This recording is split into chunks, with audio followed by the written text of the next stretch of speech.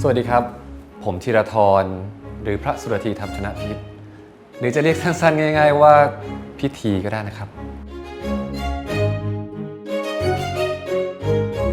สวัสดีครับกระผมรตินะครับเป็นผู้บันทึกเรื่องราวในเรื่องจารึกรติชาครับสวัสดีครับกระผมไอเมฆครับ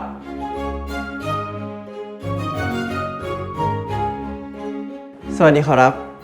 กระผมหม่อมหลวงเดชาภัทพีสุริยกรครับ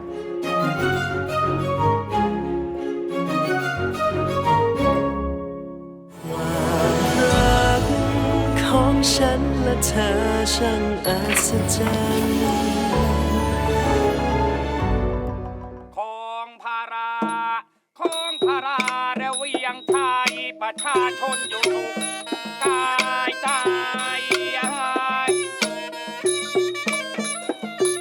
เขาเรียกว่าหนังพัทลุงครับ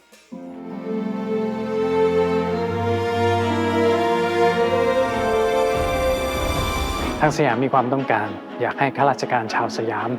ได้เรียนรู้ภาษาและขนบวัฒนธรรมของมหามิตรอย่างฝรั่งเศส J'espère que tu donneras le mieux de toi-même et ton qu'interprète. Je ne vous laisserai pas. เรื่องย่อของจารึกรติชานะครับก็ตรงตามชื่อเลยครับเป็นจารึกของคุณรตินะฮะเป็นไดอารี่ที่เขาเขียนนะครับ1 เล่มเล่าถึงประวัติการเดินทางนะครับจากฝรั่งเศสนะเพราะว่าคุณรติเนี่ยเป็นคนไทยที่ไปอยู่ที่ฝรั่งเศสนะครับแล้วก็มีโอกาสได้กลับมาที่ประเทศไทยนะครับเขียนจารึกไว้แล้วก็หนึ่งในเรื่องราวหลักๆเนี่ยก็จะเป็นการเจอกันระหว่างรติกับธีรธรด้วยรติก็จะเป็นครูสอนภาษาฝรั่งเศสนะครับที่เดินทางมากับคณะทูตฝรั่งเศสที่มาที่ประเทศไทยครับแล้วก็รติเนี่ยก็ได้รับหน้าที่หลักจากรัฐบาลไทยก็คือให้เป็นครูสอนฝรั่งเศสให้กับนักเรียนไทยซึ่งก็จะเป็นแบบปลัดกระทรวงลูกท่านหลานเธอต่างๆนี่ครับแล้วเขาก็เป็นหนึ่งในนักเรียนที่เรียนกับผมด้วยผมเป็นปลัดกระทรวงธรรมการ แล้วก็มีการเกี่ยวกับที่จะต้องเกี่ยวข้องกับต่างประเทศแล้วก็จริงๆแล้วไม่ใช่แค่ผมคนเดียวคนแทบจะทั้งกระทรวงคนข้าราชการต้องมาเรียนภาษาฝรั่งเศสถูกแล้วก็จะมีคอนฟ lict ต่างๆในนักเรียนก็ไปเรียนด้วยมันก็เลยแบบเกิดเรื่องราวขึ้นเยอะ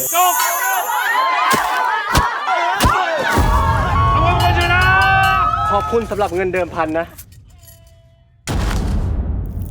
ส่วนของคู่เราสองคนนะครับผมก็จะเป็นการพบรักจากการต่อยมวยใช่แล้วครับใช่เจอกันครั้งแรกคือการต่อยมวยนะครับผมแต่ว่าตอนนั้นเนี่ยยังจำกันไม่ได้ซึ่งเขาเจอเราไม่เจอเขาใช่เพราะเขาเก่งไงแล้วเขาชนะใช่แล้วอันนี้อึ้งกับความเก่งกาจของเราอยู่แล้วก็บังเอิญไอ้เมฆเนี่ยได้มีโอกาสเข้าไปเป็นพาลงในโรงเรียนที่เขาเรียนอยู่พอดีเรื่องราวเนี่ยก็จะมีอุปสรรคบ้างเล็กน้อยแล้วก็มีความโรแมนติกบ้างเล็กน้อยนะครับผมแต่ว่าเรื่องราวความรักของพวกเราทั้ง4คนเนี่ยจะเป็นยังไงต้องติดตามชมนะครับผมชื่อธีรธรคุณธีรธรผมชื่อรติแปลว่าความยินดีที่ได้พบกันนะครับในเรื่องนี้ผมรับบทเป็นธีรธรหรือพระสุรธีธรรมชนะพิษครับคุณพิธีเขาจะเป็นคนที่สุขุมฉลาดแล้วก็เป็นคนที่มองคนเป็นและที่สำคัญเลยที่ผมชอบในตัวนี้มากๆคือเขาเป็นคนที่รักครอบครัวและแคร์และใส่ใจคนที่เขารักเท่านั้นถ้าใครที่เขารู้สึกว่าไม่ใช่คนในครอบครัวเขาหรือไม่ใช่คนที่เขารักเขาสามารถพร้อมสู้เพื่อปกป้องคนที่เขารักได้ครับพิธีเขาเป็นลูกชายคนโตของบ้านสวนสุราลัยนะครับจะมีคุณพ่อแล้วก็มีเสด็จย่าที่อยู่ในบ้านเรือนเดียวกันเรือนใหญ่เหมือนกันครับแต่ว่าจริงๆแล้วตัวพิธีเนี่ยก็จะมีน้องชาย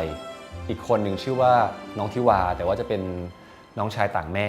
ซึ่งจะอยู่อีกเรือนหนึ่งพิธีเป็นปลัดทูลฉลองกระทรวงศึกษาธิการครับก็เป็นข้าราชการในกระทรวงธรรมการครับก็สไตล์การแต่งตัวของพิธีก็จะมีความค่อนข้างเนี๊ยบมีเป็นชุดลาดประแตนซะส่วนใหญ่อะไรเงี้ยครับก็อย่างที่ทุกคนได้เห็นนะครับว่ามันก็ประมาณจะมีคอตั้งขึ้นมาจะแทบทุกชุดเลยของพิธีเวลาทำงานหรือไปเรียนก็แล้วแต่พิธีเขาจะแต่งตัวประมาณนี้ในทุกฉากทุกซีนแต่ก็เวลาออกไปเที่ยวกับน้องรติหรือว่าออกไปทำกิจกรรมร่วมกันก็จะแต่งตัวสบายๆมากขึ้นอะไรเงี้ยครับ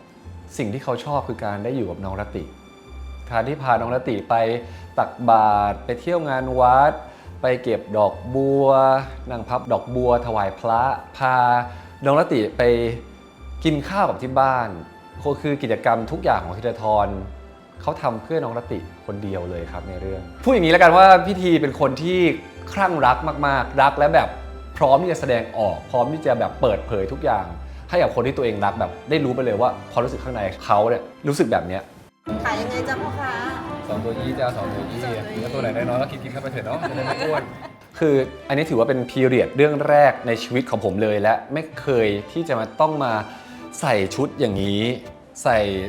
เสื้อหนาๆและเดินท่ามกลางแดดร้อนๆหรือว่าอยู่ในที่ที่แบบที่อากาศเมืองไทยอ่ะมันไม่ได้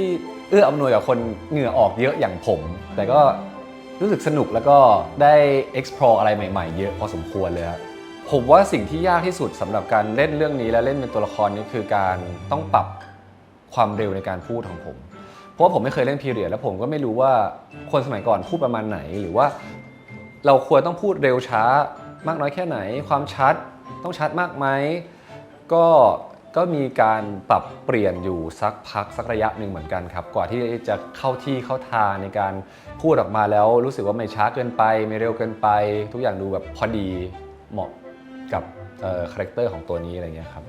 สนใจบัวสายย่างไหมจ๊ะ ไม่ร้อนจริงนะเนี่ยเหี่ยวเลยเนี่ย จริงพี่เกดเป็นคนหนึ่งที่น่ารักมากๆเลย น่ารักสุด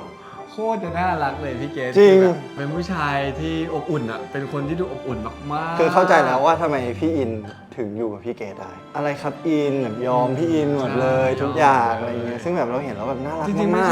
ใช่กับแค่พี่อย่างเดียวนะกับทุกคนในกองอย่างงี้ย ใช่เพราะเขา พี่เกดก็จะแบบเฮ้ยแม่ครับ ๆใช่ บูมครับอู๋ครับอย่างเงี้ย ฉันรู้สึกราวกับว่าถ้าฉันไม่ได้จับสิ่งใดไว้ ตัวฉันจะหลุดลอยออกไปไกล ฉันไม่รู้มันคืออะไรกันแน่ คุณรติ คุณที เรียกพี่ได้ไหม รติเนี่ยเป็นคนไทยที่ไปเติบโตที่ฝรั่งเศสนะครับกับคณะทูตเพราะว่าคุณพ่อเนี่ยเป็นท่านทูตฝรั่งเศส แล้วก็ 20 ปีผ่านไปมีโอกาสได้กลับมาประเทศไทยอีกครั้งรติเป็นคนมุ่งมั่นตั้งใจครับแล้วก็มาจากฝรั่งเศสมาที่ประเทศไทยเนี่ยพร้อมภารกิจก็คือมาเป็นหนึ่งในคณะทูตนะครับที่จะมาสานสัมพันธไมตรีกับประเทศไทย แล้วก็เป็นคุณครูด้วย ก็เลยรับหน้าที่เป็นคุณครูสอนภาษาฝรั่งเศส งานอดิเรกของรติก็คือสิ่งที่ทำให้ซีรีส์นี้เกิดขึ้นมาได้นะครับก็คือการเขียนบันทึกแล้วก็การจดบันทึกครับเหมือนกับมันจะมีซีนเยอะมากเลยเดี๋ยวทุกคนจะเห็นก็คือในจบวันของทุกๆวันเนี่ยครับรติก็จะมาเขียนบันทึกว่าวันนี้เจออะไร แล้วก็คุยกับแม่ในล็อกเก็ตแล้วก็เหมือนกับบันทึกความทรงจำเอาไว้ครับ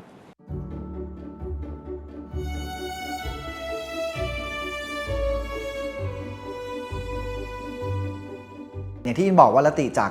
สยามประเทศไปเนี่ยตั้งแต่เด็กแล้วไปอยู่ฝรั่งเศส20 ปีเพราะฉะนั้นมันกลับมาคราวเนี้ยมันก็อยากจะกลับมารู้ว่าเฮ้ยที่มันเคยจากมาเป็นใครบ้างมันก็มีโอกาสได้กลับไปวังสุริยากรแล้วก็มีโอกาสได้ประสบพบเจอกับฝั่งของบ้านพิธีด้วยที่เป็นฝั่งคุณหญิงย่าแล้วก็โดนกีดกันความรักคนอื่นเขาใส่เป็นรัดประแตนใช่ไหมฮะกางเกงซิลค์ผมใส่เป็นสูทฮาวู2 ชั้น 3 ชั้น 3 ชั้นเพราะว่ามีเสื้อกั๊กด้วยเพราะว่าทำงานอยู่สถานทูตนะครับร้อนมากแล้วก็สวยมากในเวลาเดียวกันครับก็จะแบบจะเห็นแฟชั่นเซ็ตของรติค่อนข้างเยอะเพราะว่ามีทั้งสมัยกลับจากฝรั่งเศสใหม่ๆมีทั้งตอนอยู่ไทยไปแล้วก็จะเริ่มมีไทยประยุกต์มันจะมีแบบความพัฒนาการของตัวละครแล้วก็เสื้อผ้าไปด้วยกันครับ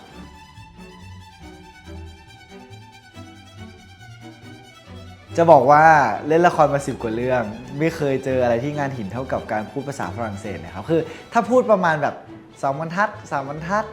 นิดๆหน่อยๆโอเคด้วยความที่เราเป็นทั้งครูสอนและเป็นล่ามแปลภาษาทำให้เราต้องพูดภาษาฝรั่งเศสเยอะมากคือบทฉากที่ผมต้องเข้าอ่ะครึ่งหน้า1 หน้าหรือถ้าเป็นดราม่ากับคุณพ่อเลย3 หน้าแล้วเป็น3 หน้าที่เป็นภาษาฝรั่งเศสล้วน Mais je ne les ai pas reçus. Est-ce vrai?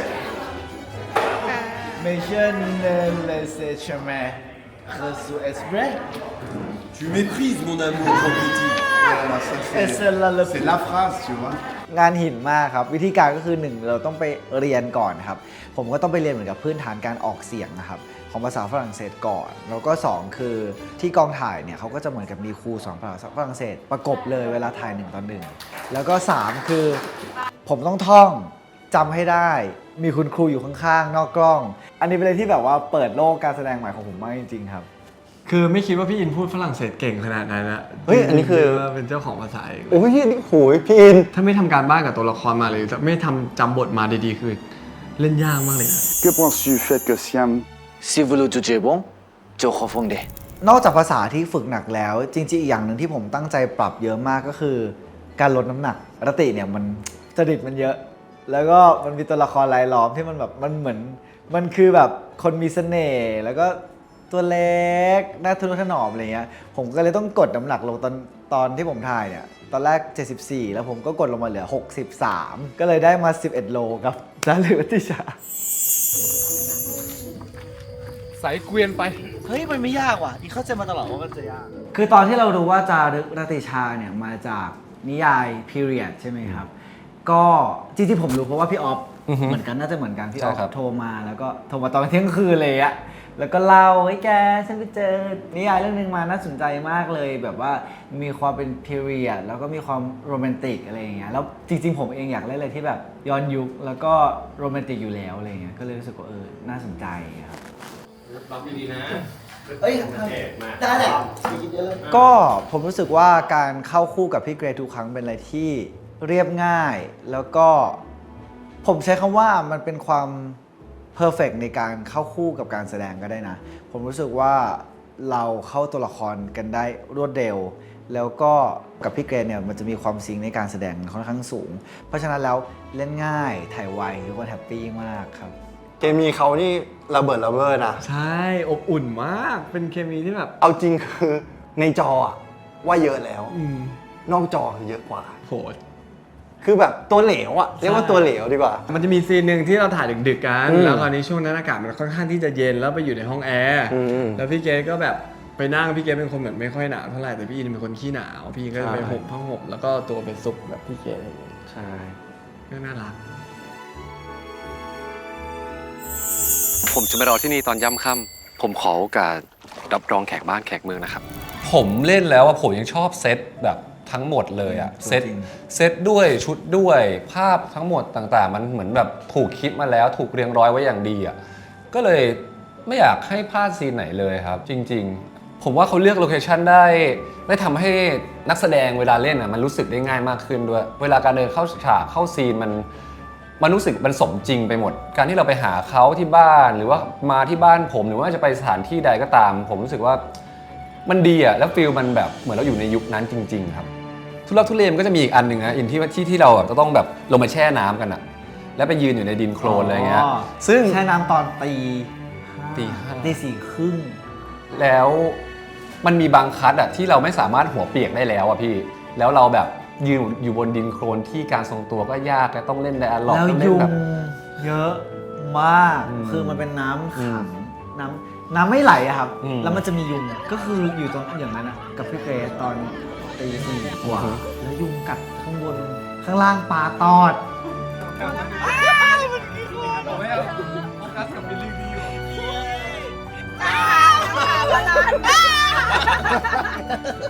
และคือซีนนั้นเป็นซีนที่เราจะต้องเล่นแบบเหมือน Romantic โรแมนติก ต้องคุยคำหวานกัน และข้างล่างไอ้นี่กับตอดไอ้ข้างบนยุงกับกัดยุงโอ้โห พูดแล้ว คือแบบ พูดแล้วแบบขนลุกเลยสุดยอดโหดมาก ความรักของฉันและเธอช่างอัศจรรย์